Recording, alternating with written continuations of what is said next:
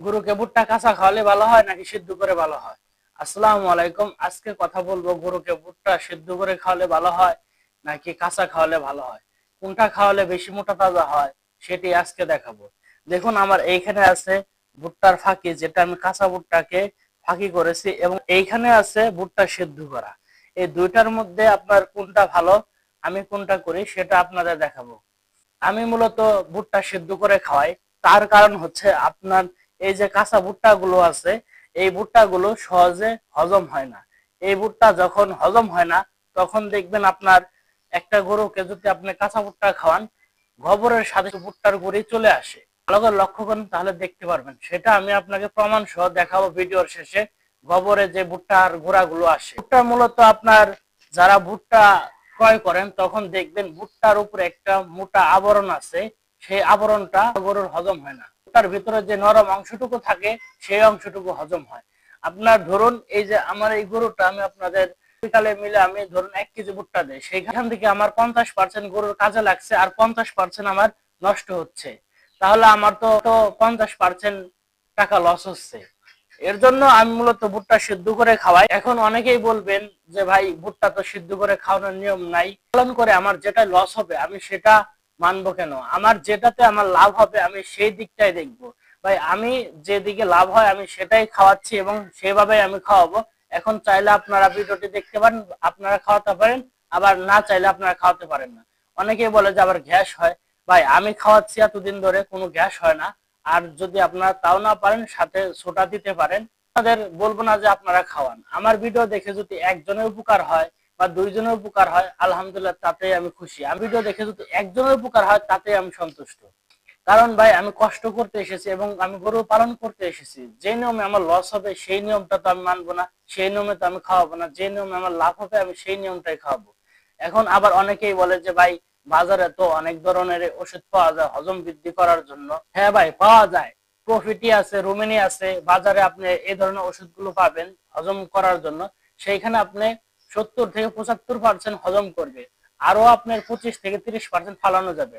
আর আপনি প্রফিটি রোমেনি যে খাওয়াবেন, আপনি যে 3 মাসের জন্য গরু পালেন, তাহলে আপনার 2 থেকে 3 হাজার টাকা সেইখানে চলে যাবে।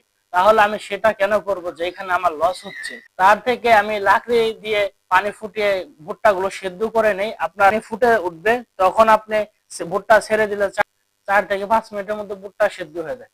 ভাই আপনি এখন বলবেন যে ভুট্টা সেদ্ধ করতেও তো অনেক কষ্ট। ভাই যদি আপনি কষ্ট না করেন তাহলে আপনি মিষ্টি কিভাবে পাবেন? এর জন্য আপনার ছোটখাটো একটু কষ্ট করতে হবে। আর লাকড়িতে গেলে আপনার কত টাকা আর যাবে? ধরুন প্রতিদিন 10 টাকা, 10 টাকা হলে মাসে 300 টাকা। আর আপনার ওইখানে মাসে 1,000-এর উপরে যাচ্ছে। তাহলে আপনার কোনটা ভালো এখন আপনারাই বুঝেন। আর কি পরিমাণে যে ভাই ভুট্টা বের হয়ে যায়। আর আপনি যদি ভুট্টা সিদ্ধ করে খাওয়ান, এটা খুবই সহজে হজম হয়ে যায় এবং সেই হজম হলে 100% আপনার গরুতে কাজে লাগে। আর যখন আপনি 1 কেজি খাওয়াবেন, তখন আপনার 1 কেজি যদি কাজে লাগে তাহলে গরুটা যত দ্রুত মোটা তাজা হবে। আপনার যদি হাফ কেজি কাজে লাগে সেইটা কি হবে? এর জন্য ভাই খুব আপনি যখনই সেদ্ধ করে খাওয়াবেন দেখবেন গরু অল্প দিনে পরিবর্তন হয়ে যাচ্ছে, যেমনটা আমি খাওয়াচ্ছি। আর আমি গতকাল এবং আজকে আমি কাঁচা ভুট্টা খাওয়াইছি, কারণ আপনাদের আমি গোবর সহ দেখাবো এর জন্য। চলুন আমি গোবর দেখিয়ে দেই কিরকম ভাবে বের হয়। গোবরে আমি হাত দেওয়ার আগে আমি গ্লোভস পরে নিচ্ছি, কারণ অনেকে হয়তো ঘৃণা করবেন, এর জন্য আমি গ্লোভস পরে নিচ্ছি। কিন্তু ভাই যদি আপনি গোবরে ঘৃণা পান, গোবরে যদি ঘৃণা করেন, তাহলে আপনি কখনোই খামার করতে পারবেন না। আপনার সারাদিনই থাকতে হবে গোবরের মধ্যে, কারণ সকাল থেকে বিকাল পর্যন্ত আপনার গোবর নিয়ে কাজ করতে হবে। আপনাদের জন্য আমি গোবর রেখে দিয়েছি। এইখানে আপনার দেখুন ছোট ছোট একটু একটু দানা দানা দেখা যায়।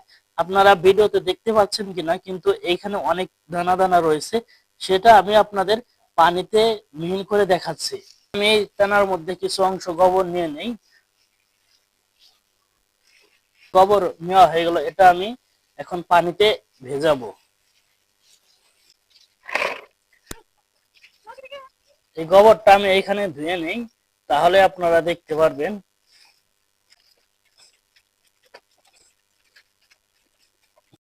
পারলাম আমি এখানে চিপড়ালাম। এখন আমি দেখিয়ে দিই এখানে কিরকম দানাদার থাকে।